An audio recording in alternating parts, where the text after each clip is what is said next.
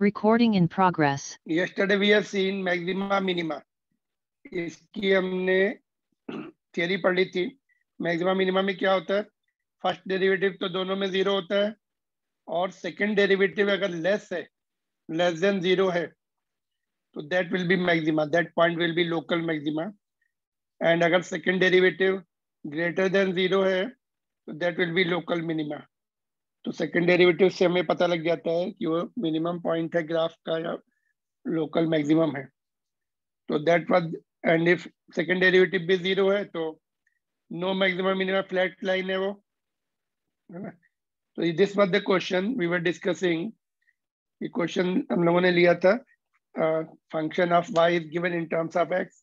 तो बहुत पूछा है find the local maxima and minima and also find the maximum and minimum value of y. तो local maxima minima निकालना मतलब x की वैल्यू निकालनी है, कौन कौन से पॉइंट पर मैक्सिमा या मिनिमा हो सकता है ना. तो वो दोनों वो पॉइंट्स निकालने हैं. तो मैक्सिमा मिनिमा के लिए डिफरेंशिएट करना पड़ता है. डिफरेंशिएट कर लिया हमने इस फंक्शन को, 3x² माइनस 6x आ जाएगा इसका और x का 0 हो जाएगा. तो ये आ गया. फॉर मैक्सिमा और minima derivative should be 0, dy by dx should B 0. तो यहाँ पे हमने 0 पुट करके ये क्वाड्रेटिक इक्वेशन सॉल्व कर ली थी. यहाँ पर देखो 3x² माइनस 6x है तो 3 कॉमन लेके हटा देंगे और बाकी बचेगा x² माइनस 2x. तो फैक्टर किए इसके x इज इक्वल टू 0 आ गया और x इज इक्वल टू 2. तो x is equal to 0 and 2 पर मैक्सिमा मिनिमा होंगे. और मैक्सिमा होगा या मिनिमा होगा सेकंड डेरिवेटिव करना पड़ेगा. तो इसका सेकंड डेरिवेटिव करते हैं. फिर इसको हमने सेकंड डेरिवेटिव लेफ्ट साइड में ऐसे लिखते हैं, which is equal to d2y by dx². Right side में डिफरेंशिएशन फिर से होगा. 3x² का क्या आएगा? 3 इंटू 2x, 6x हो जाएगा. और 6 minus 6x minus minus as it is रहेगा, 6x का 6 बचेगा. सेकंड डेरिवेटिव ये आ गया. ठीक है. तो अभी सेकंड डेरिवेटिव में ये x की वैल्यू 0 पुट कर दो. x की वैल्यू यहाँ पे 0 पुट कर दिया, ये टर्म पूरा 0 हो गया, माइनस 6 बचा. तो x इज इक्वल टू 0 पर सेकंड डेरिवेटिव माइनस आ रहा है, लेस देन 0 आ रहा है. Less than 0 means maxima. तो x इज इक्वल टू 0 पर मैक्सिमा. ग्राफ ऐसे मैक्सिमम वैल्यू पे जाएगा. ओरिजिन है, x is equal to 0 is origin. Origin पर मैक्सिमम आके फिर नीचे आ जाएगा. तो मैक्सिमा मतलब curve will turn, it will reach to the peak value then again turn. तो x इज इक्वल टू 0 पर मैक्सिमा आ गया और सेकंड डेरिवेटिव में x की वैल्यू 2 पुट की ये वाली, तो 6 आ गई. सॉल्व किया इसको, 6 आ गई, which is greater than 0. Greater than 0 means minima.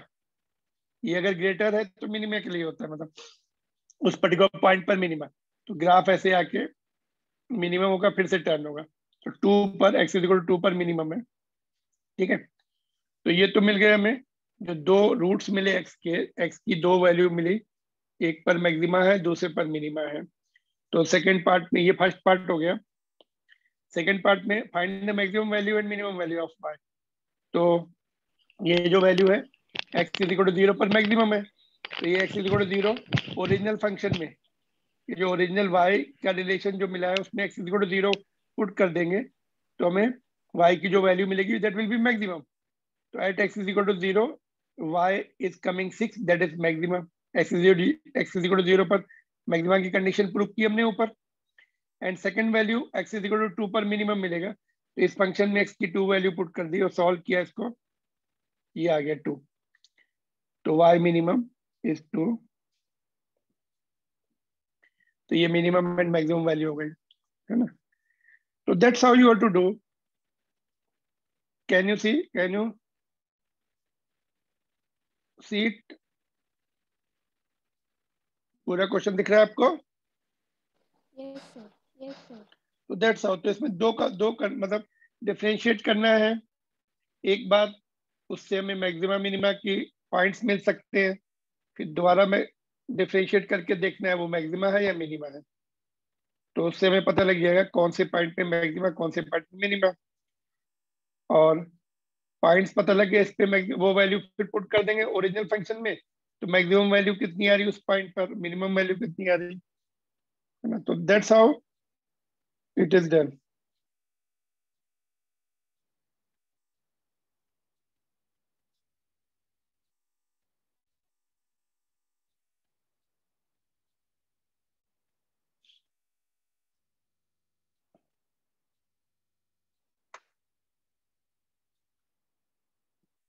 Got it? Note कर लो उसको।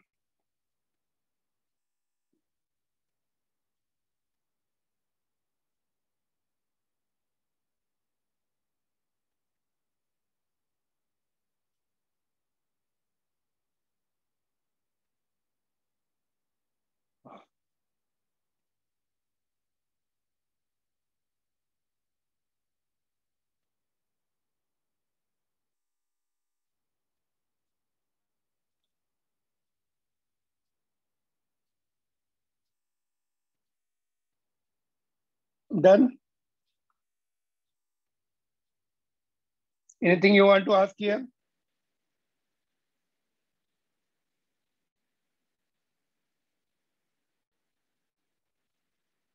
तो नेक्स्ट क्वेश्चन लेंगे इसी का। Let's see what is the next one, maximum minimum. जैसे ये क्वेश्चन है, देखिए ये similar question, we can just leave it one of the question. ये ओके, देखो जस्ट मिनट है।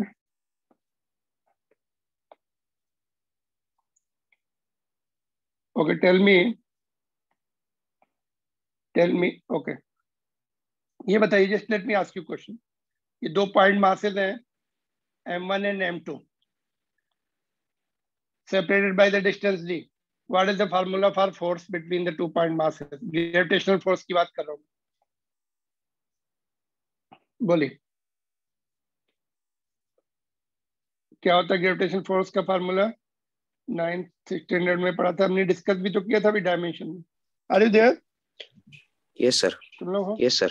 Force between the 2 point masses is g into m1 into m2 upon d square, है ना? This is well known formula, Newton's universal law of gravitational force. So based on this topic, I am asking you one question. देखो, there is point mass m, जिसका mass capital M है. Find the amount of mass to be removed from it and kept near to it so that gravitational force between them is maximum. Suppose एक mass है, यहाँ पर देखिए, you have this mass, ऐसा कोई mass है, ठीक है, उसका कैपिटल M मास है इनिशियली। तो इसमें से कितना पार्ट निकाले? Suppose we are removing small m, यहाँ पे हमने रख दिया स्मॉल m, ठीक है, ये मास निकाल दिया उसका, तो स्मॉल m हो जाएगा ना। रिमेनिंग कितना है, ये बचा कितना?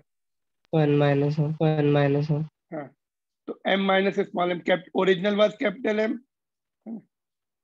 original was capital M, so now remaining is M minus small m, ठीक है। तो M1 will be this, M minus small m, M2 will be small m, और D डिस्टेंस दोनों के बीच में D है। इक्वेशन क्या बनेगी अभी बोलिए? F will be G, M1 की वैल्यू M minus small m और M2 is small m, distance is D square. तो ये इक्वेशन बन गई। तो we have to find out m जो है कैपिटल M के टर्म्स में, what fraction, how much we should remove so that force is maximum. ये फोर्स मैक्सिमम है, तो what to do now? Equation तो लिख दी, अभी मैक्सिमम फोर्स के लिए m एंड कैपिटल M का रिलेशन निकालना है। That will be the condition, that's what we have to find out. So we have to use the maximum minimum. This is important question, frequently asked question in competitive examination, particularly board and competition both. What to do next? बोलिए। For maximum minimum differentiate करना पड़ता है ना, तो df bye किसके respect में differentiate करें? Variable क्या है यहाँ पर? ये कांस्टेंट है, d कांस्टेंट है, कौन सा मास, स्मॉल या कैपिटल? Small. क्योंकि ये मास, कितना मास निकालना है वो variable. We can find out से 1 kg, suppose we have the 10 kg mass, उसमें से 1 kg निकालें या 2 kg निकालें या 3 kg निकालें या 4 kg, है ना? That's what we have to find out, total mass का how much mass we should remove and keep it near by so that force between the two masses is maximum. That's what. तो df by, अच्छा इसको एक काम कर लेते, पहले थोड़ा सा इसको और सिंप्लीफाई कर लेते, g by d square, small m को अंदर मल्टीप्लाई कर लो, capital M into small m minus small m square. Now differentiate करके इक्वल टू 0 कर दो, you will get the condition. That's all. In physics we don't have to check, even second derivative करके check भी नहीं करने की जरूरत पड़ती कि मैक्सिमा है या मिनिमा है. इन्होंने बोल दिया मैक्सिमा है, सेकंड डेरिवेटिव करके 0 कर दो, दैट्स ऑल, और निकाल लो. ठीक है, उसके बाद नहीं, फर्स्ट डेरिवेटिव निकाल के 0 कर दो और कंडीशन आ जाएगी, that's all. On for your own interest you can find out is it maximum or minimum. Can you do it now? I have told you 50%. Now remaining you have to do in your homework. Okay. Sir. Yeah. Sir, I didn't get it. Question समझा? Question क्या है पहले just go through. Could you get क्या पूछ रहा है पहले ये बताइए. Yes sir. How much mass we should remove, है ना. तो Yes. मास के बीच में ग्रेविटेशनल फोर्स होता है, फोर्स का फार्मूला हमने रिकॉल किया. ठीक है. नाउ सपोज, ओके एक मिनट यहाँ पे थोड़ा सा, हाँ ये देखो, ये जो मैंने डायग्राम ये बनाया, अपने पास capital M mass was given है, तो उसमें से हमने लेट स्मॉल एम रिमूव करके वी केप्ट इट हियर, तो remaining is capital M minus small M. Suppose this was 10 kg, if you keep it 1 kg here, तो यहाँ पे 9 kg हो जाएगा. इफ यू रिमूव 2 kg, तो यहाँ पे 8, जितना रिमूव करेंगे उतना माइनस करेंगे. तो this is m1, this is m2. ये फार्मूला लगा दिया हमने, m1 की वैल्यू जो फार्मूला होता है उसमें वैल्यू पुट कर दी, m2 की वैल्यू पुट कर दी, और इसको अंदर मल्टीप्लाई कर लिया ब्रैकेट में, डी स्क्वायर को भी आगे शिफ्ट कर दिया. Now for maximum force what you have to do, for maximum force df by dm is 0, should be 0, है ना. f की जगह क्या है, y की जगह f आ गया यहाँ पर, और x की in place of x m is coming, जैसे हम लिखते हैं ना dy by dx. ये जनरल टर्म्स है. y and x can be different physical quantities in each chapter. तो here y is equivalent to f और x is equivalent to m. बस इसको डिफरेंशिएट कर लो इसको, और इक्वल टू 0 करके सॉल्व कर लो, तो m एंड कैपिटल M के बीच में रिलेशन आ जाएगा. That's what we have to find out. Correct? Yes sir. For maximum और मिनिमम दोनों होते हैं actually, we don't know maximum होगा या मिनिमम होगा, तो दोनों लिखने पड़ते हैं. फॉर मैक्सिमम और मिनिमम फोर्स, तो इसको कंप्लीट करके देखो. This is the question, very important. इसके मतलब ग्रेविटेशन में तो हम मास के लिए कर रहे हैं, जब इलेक्ट्रिसिटी पढ़ेंगे तो चार्जेस के लिए करना पड़ता है. यहाँ पे क्यों रहेगा, how much charge we should remove and keep it near by so that electrical force is maximum. Same result, same method. वहां पे फार्मूला चेंज होगा, कूलॉम्स लॉ का फार्मूला लगेगा K(Q1 Q2 by R K(Q1 Q2 by D square. 2 chapter में ये question आएगा, same question, same result. So try to do yourself, then we'll discuss Monday को. Next week onwards we will start having the Saturday class also. That will be objective discussion, objective assignment discussion for JEE and NEET. I will just upload, I will send you the assignment, objective assignment of first chapter, and second chapter is going on, उसका भी मिल जाएगा आपको objective assignment. All right, so this is, you have to complete further other. Okay, एक partial derivative भी we need it in some of the chapters. Partial derivative क्या होता है, तो देखते क्या है partial derivative किसको बोलते हैं. Anybody has any idea about this? Partial derivative का मतलब क्या होता है, देखो. Suppose f is the function of x, y, z. एक फंक्शन है x, y, z का, है ना. f is equal to function of x, y, z. तो तीन वेरिएबल्स हैं. and they will represent, in fact, x, y, z means 3 coordinates, some physical quantity along the x-axis, y and z-axis. मतलब okay x y z तीनों coordinate system को represent कर रहा होगा. तो इसको ऐसे लिखते हैं del f by del x. हमने अभी तक ये पढ़ा था d f by d x, but यहाँ पे डेल है. डेल का मतलब क्या होता है? Derivative of f with respect to x. यहाँ तक तो सेम है. Taking other two constant. इसमें जो फंक्शन में y एंड z को कांस्टेंट एज्यूम करना है, तो things will be very simple now. Other two को कांस्टेंट एज्यूम करना है तो एक ही वेरिएबल रहने वाला है, उसको डिफरेंशिएट कर देंगे. तो other two are going to be constant because क्या होता है, they are along, one is along the x axis, other parameters along y axis, along z axis, ऐसे कुछ है. तो 90 डिग्री पे होते हैं तो they don't affect each other. Physics में जैसे अगर कुछ 90 डिग्री पे कंपोनेंट है तो उसका कोई इफेक्ट नहीं रह जाता है. तो that is what they are not disturbing the other parameters. तो वो कांस्टेंट जैसा बिहेव, मतलब उसको लिया जाता है. तो इसके बारे में भी मैथ्स में डिटेल में पढ़ेंगे. जस्ट यहाँ पे we are going to see that just simple derivation, कैसे डेरिवेशन करते हैं. तो del F by del Y, Y के साथ डिफरेंशिएट करेंगे तो other two will be constant, X and Z will be constant. And Z के साथ डिफरेंशिएट करेंगे, X Y will be taken constant. तो for example if we take this, ये ले रहे हैं, फंक्शन इज एक्स स्क्वायर. इसको भी थोड़ा सिंपल कर लेते हैं, ज्यादा इसको ले लेते हैं 2y ले लेते हैं. ठीक है, just let the things be simple. ये 2y है ना. तो हमें क्या निकालना है, del F by del x. तो इसका x के साथ डिफरेंशिएट करना है. यही वेरिएबल रहेगा, ये दोनों तो कांस्टेंट है, कांस्टेंट का 0 हो जाएगा. जब हम x के साथ पार्शियल डेरिवेटिव करते हैं, only x will be variable, other two will be constant. Constant का 0 हो जाएगा. एक्स स्क्वायर का क्या आएगा 2x. तो that's all done. Now y का जब करेंगे, y का मैंने पैरामीटर ये चेंज कर दिया, let me change it here. y को हमने क्या लिया 2y. 2y का बताइए क्या आएगा. यहाँ पे 2y है, x का तो y के साथ, y के रिस्पेक्ट में डिफरेंशिएट करें तो ये कांस्टेंट हो गया 0, ये भी 0 हो गया, बचा 2y.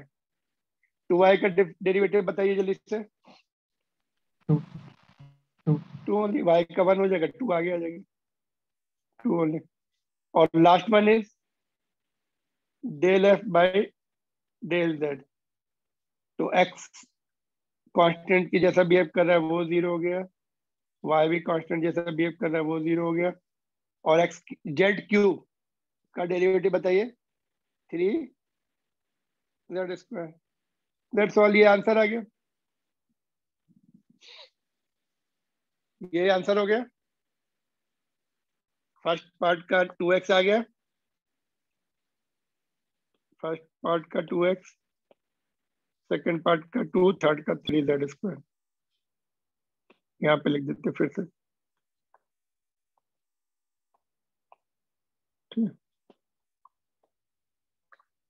इजी है ये पार्शियल डेरिवेटिव.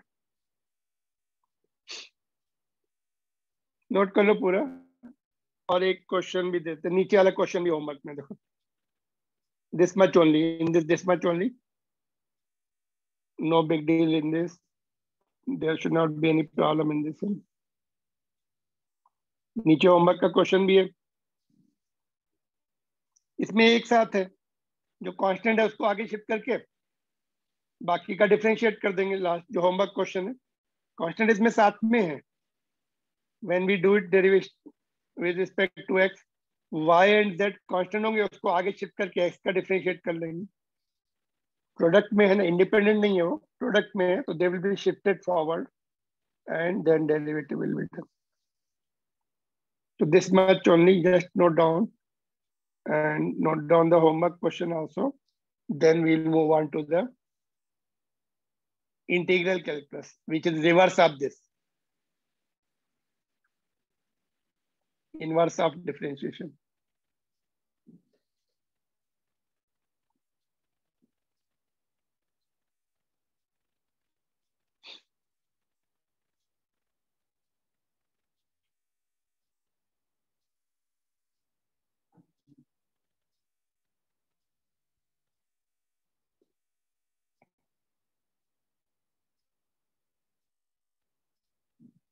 इसमें anything you want to ask here? Anybody had any doubt?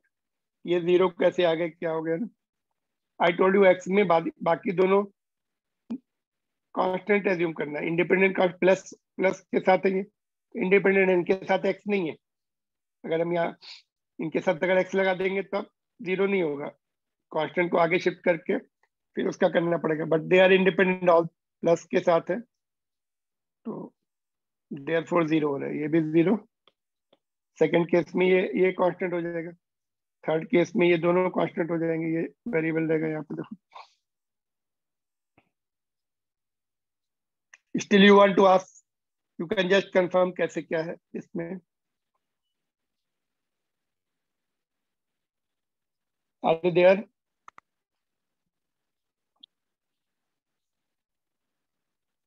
Yes, sir. Yes, sir. Okay. Done.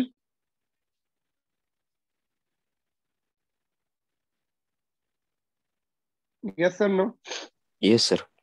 Yes, sir. तो ये हो गया मेरे ख्याल से। अभी ये question only one is enough. हाँ नाउ चलो फिर we are switching on to the integral calculus. Suppose if I give you one example, मैं अगर पूछूं कि ये कर्व लाइन है ऐसे, ठीक है, जिसका कोई ओके, इसका जो है ये छोड़ दो, इसका एरिया कैसे निकालेंगे? How to find out this curve line area with the x axis निकालना है, यहाँ तक का ये एरिया निकालना है। How to get the area? बोले कुछ सीखा है मैथ्स में? Do you have any part of the math which can find out the area of this type of? You may say okay sir, less than triangle से थोड़ा कम होगा, है ना, ट्राइंगल बना लेंगे, less than half base into height, है ना। But we want accurate area, बिल्कुल 100% करेक्ट एरिया चाहिए। व्हाट टू डू बोलिए इसके लिए? हमें sorry how something you told?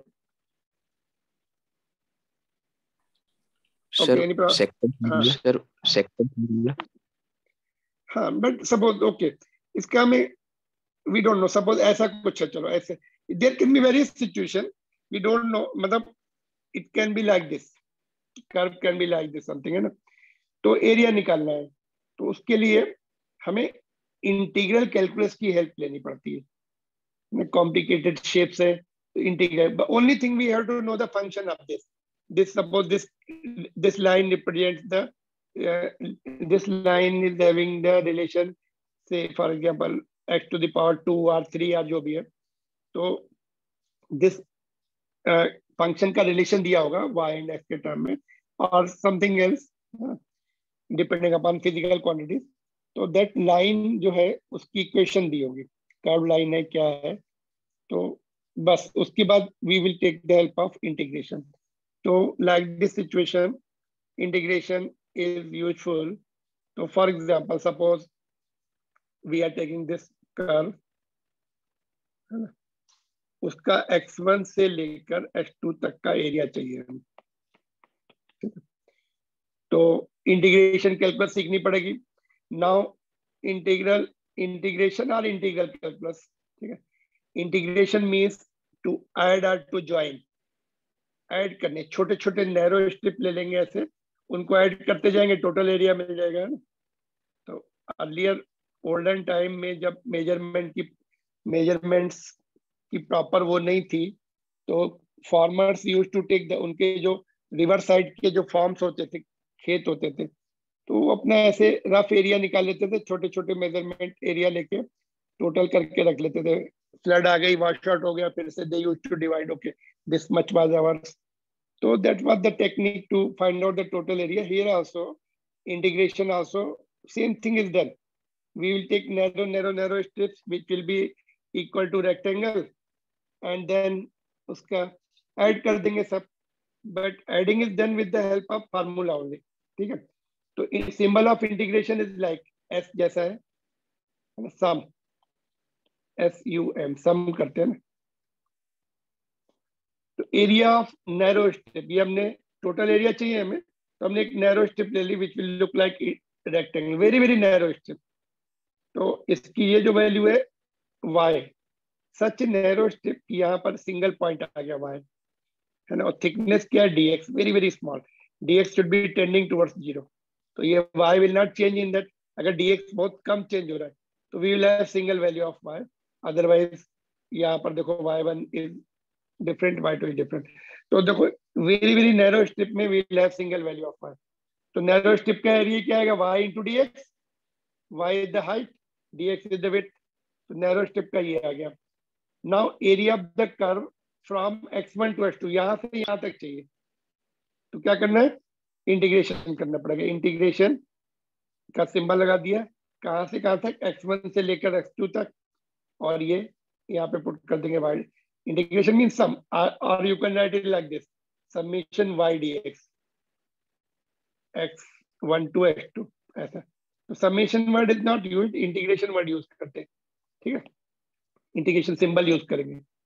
Alright, तो ये नैरो स्ट्रिप का निकाल के उसको इंटीग्रेट कर देंगे, कहाँ से कहाँ तक, x1 to x2। x1 is called lower limit, यहाँ से स्टार्ट हो रहा है, यहाँ स्टार्ट कहीं से भी हो रहा है, हमें यहाँ से चाहिए, curve is coming like this, what we need it from x1, तो lower limit, and it is going up to the, so up to further, but we need up to here, x2 तक ही चाहिए हमें, तो x2 is the upper limit, तो x1 is the lower limit, x2 is the upper limit, so that will give us the total area, ठीक है। तो now what will be next, y का function दिया होगा, y is equal to x square या x cube या something, it can have any function, even sin theta भी हो सकता है, sin x भी हो सकता है, alright, तो that we will put here, y की वैल्यू पुट करके इंटीग्रेट कर देंगे। तो इंटीग्रेशन के फार्मूले चाहिए भी हमें, जैसे डिफरेंशिएशन के फार्मूले थे, सिमिलरली इंटीग्रेशन के फार्मूले हैं। ऑलराइट, तो will see one by one, पहले एक्स का ही देखेंगे। यहाँ तक क्लियर है आपको? Just let me show you full view. Okay, तो यहाँ पे मैं व्हाट इज, देखिए अभी, now if limits are given then it is called definite integral. ये x1 यहाँ पे हमने लोअर लिमिट लिखते हैं, हाईएस्ट पॉइंट पे अपर लिमिट लिखते हैं। If limits are given they are called definite integral. क्या बोलते हैं उसको? डेफिनिट, एक उसकी डेफिनिट वैल्यू है अब from here to here. When no limit is given, then it is indefinite. We don't know up to from where to where, so that is called indefinite integral. So two types, definite integral and indefinite integral. So we need, most of the time we need definite, from here to here, from one particular point to other particular point तक हमें integral करना है, integration करना है। ठीक है, यहाँ तक क्लियर है? बोलो इसमें कुछ डाउट है तो पूछ लो। कैसे करना है वो फार्मूले सीखेंगे। पहला formula x to the power n रहेगा, similar to the differential calculus.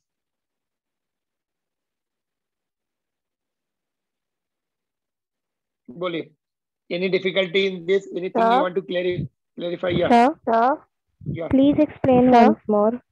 Please explain once more. देखो इसको क्या कर रहे हैं हम लोग, ये कोई अपने पास कर्व है ऐसा, तो उसका हमें यहाँ से लेकर ये एरिया निकालना है फ्रॉम x1 टू x2। ठीक है, तो क्या करते हैं उसमें एक नैरो स्ट्रिप ले लेंगे, that is nothing but a rectangle shape, जिसका एरिया कितना होता है, height into width. Height is what is called length into width बोल सकते हैं। y, one side is y, vertical side is y, और इसकी जो हॉरिजॉन्टल है ये वाली dx है। तो ये एरिया हो गया नैरो स्ट्रिप। सपोज ऐसे दिया हमने, इफ दिस इज y और दिस इज dx, तो एरिया क्या होगा, y इंटू dx। एरिया ले लिया, but we need it from here to here, ये पूरा एरिया चाहिए हमें। तो इसको क्या करते हैं, इंटीग्रेशन करना पड़ता है। इंटीग्रेशन का सिंबल ये रहता है, समेशन या इंटीग्रेशन। कहाँ से करना है, x1 टू x2, और ये वाला यहाँ पे पुट कर दिया है। नैरो स्ट्रिप का जो नैरो स्ट्रिप का एरिया था वो यहाँ पुट करके टोटल इंटीग्रेशन करना है तो ये x1 to x2 करना पड़ेगा, ठीक है। x1 is called lower limit, x2 is called upper limit. If limits are given, we call it definite integral. अगर लिमिट नहीं दी है कहाँ से कहाँ तक हमें एरिया चाहिए तो then it is called indefinite integral. Definite नहीं है, जस्ट इंटीग्रेशन करके छोड़ देना है उसको, आगे इंफॉर्मेशन नहीं है तो जस्ट वील लीव इट, है ना। Symbol of integration is this. तो हमें integration means area under the curve. If directly find out कर सकते हैं, सपोज ये ऐसा होता है तब तो निकाल सकते थे हम, ऐसे इजीली निकाल सकते थे विदाउट इंटीग्रेशन। दो पार्ट में कर लो, ट्रायंगल प्लस रेक्टेंगल। तो इंटीग्रेशन मींस एरिया ही निकालने जा रहे हैं। If you manage that area तो without integration you can just solve the problem. अगर वो रेक्टेंगुलर है या ट्रायंगल है या सर्कुलर है, फिर इंटीग्रेशन से हम without integration we will find out, है ना। तो इंटीग्रेशन, लेकिन वो it cannot be found with the normal known formula, then we have to adopt the integration. तो एरिया निकालना है। यहाँ पर सपोज y की कुछ फिजिकल क्वांटिटी है और y कुछ दिया हुआ फोर्स दिया है ना, यहाँ पर डिस्प्लेसमेंट दिया d, तो हमें वर्क डन निकालना है ना।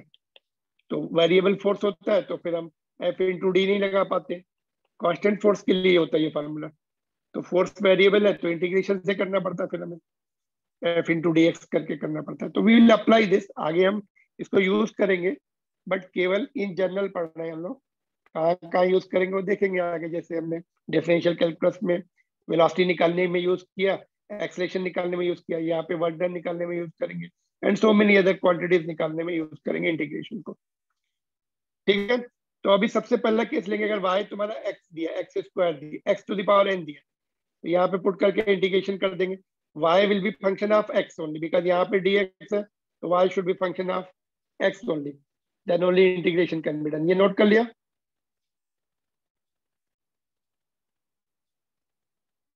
देन तो लेते देखो, ये फर्स्ट फार्मूला जैसे हमने डिफरेंशियल कैलकुलस में सीखा वैसे इसमें भी, अगर y is the function of, this is most commonly use, 90% ये यूज करेंगे। अगर ये y का function x to the power n है, n can be any constant except -1, -1 को छोड़ के any other real number plus minus and fraction, n can be any. -1 नहीं लेना, -1 क्यों नहीं लेना, उसका अलग इंटीग्रेशन होता है -1 का, x टू द पावर -1 का डिफरेंट इंटीग्रेशन होता है, ये फार्मूले से नहीं आता वो। तो इंटीग्रेशन करना है अभी, y dx निकालना है ना, तो y की वैल्यू पुट कर दो x to the power n, तो ये फार्मूला बन जाएगा x to the power n dx is, इसमें पावर ऐड हो गई, देखो इंटीग्रेशन में ऐड हो जाती n+1, और उसी से डिवाइड भी करना है n+1, x की पावर एक बढ़ गई और जो पावर बढ़ी हुई है उससे डिवाइड भी करना है, it becomes n+1 divided by n+1, x to the power n+1 dividing by n+1 plus c. c is called constant of integration for indefinite integral. indefinite integral रहेगा तो उसमें प्लस c लिख के छोड़ देंगे, बिकॉज वी डोंट नो कहां से कहां तक हमें एरिया चाहिए, ठीक है। तो इसको लेते हैं, सबसे पहला केस लेते हैं, y = x² लेते हैं, कुछ भी ले सकते हैं, y = x भी ले सकते हैं। चलो इसका इंटीग्रेशन करते हैं। इंटीग्रेशन चाहिए x² dx का, ठीक है। क्या आएगा बोलो, एक पावर बढ़ाना है और उसी से डिवाइड भी करना है, कितनी हो जाएगी, x to the power n क्या है, n = 2 है, तो 2 + 1 डिवाइड बाई 2 + 1 प्लस c भी लिखना पड़ता है,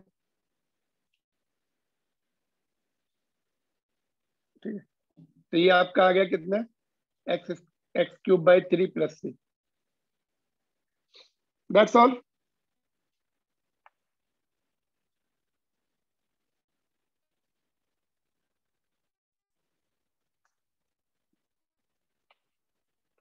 वन का क्या होगा, चलो x1 dx ले लेते हैं, इसका क्या होगा बोलो, x इसको कैसे लिखेंगे, x की पावर 0 लिख सकते हैं ना, तो अभी 0 + 1 अपॉन 0 + 1 + c, तो ये आ जाएगा x + c आ जाएगा, ठीक है। तो 1 का x होगा और एक्स स्क्वायर का करें, एक्स स्क्वायर का तो कर ही लिया हम लोगों ने। एक्स का क्या आएगा?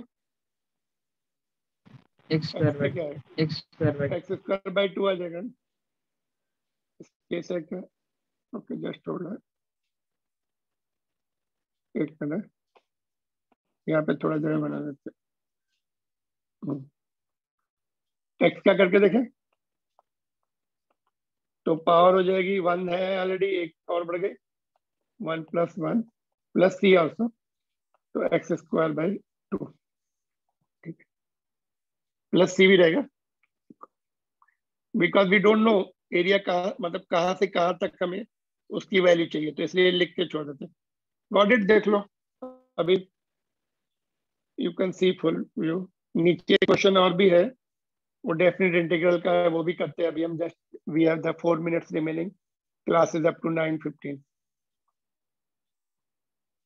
इसका एक पार्ट मैं करा देता हूँ, बाकी दोनों पार्ट करने हैं आपको। 3 पार्ट है क्वेश्चन। इसमें कोई डाउट है बोलो?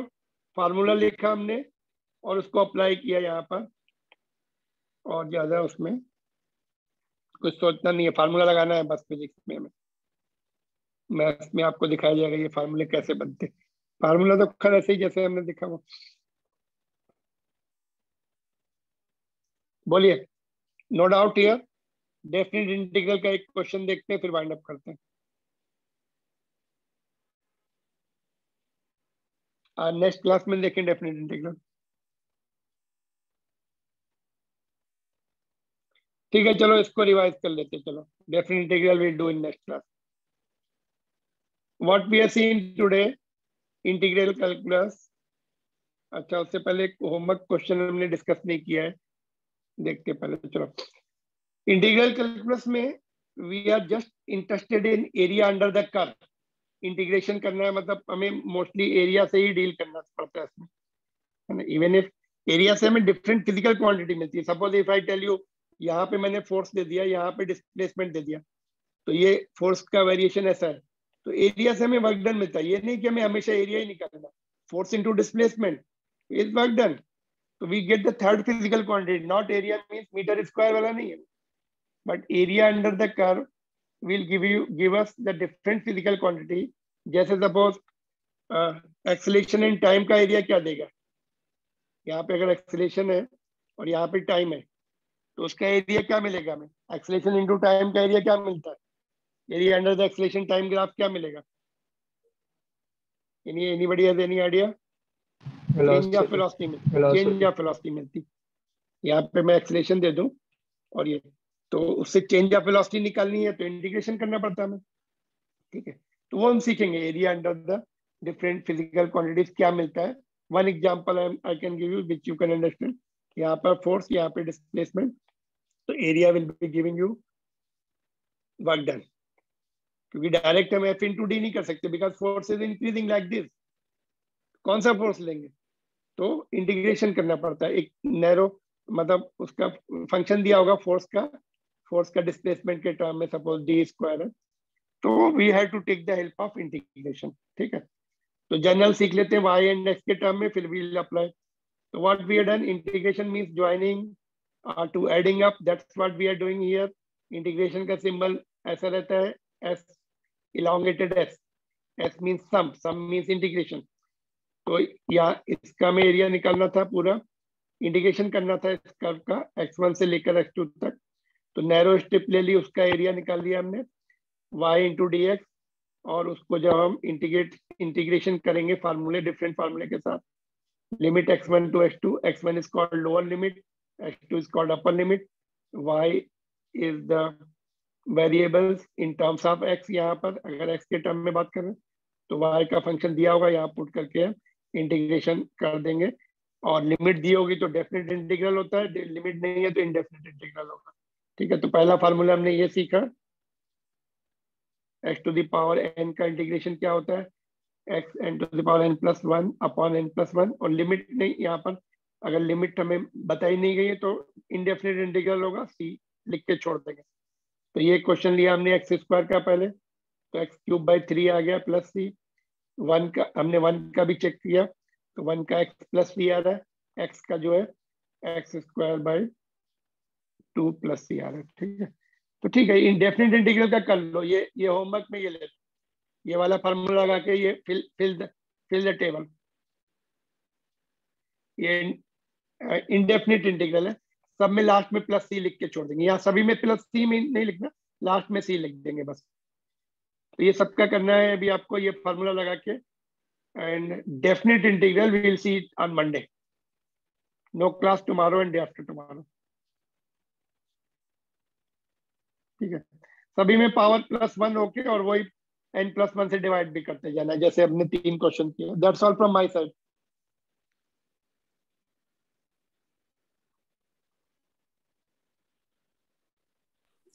Sir, I have a question. Is it really the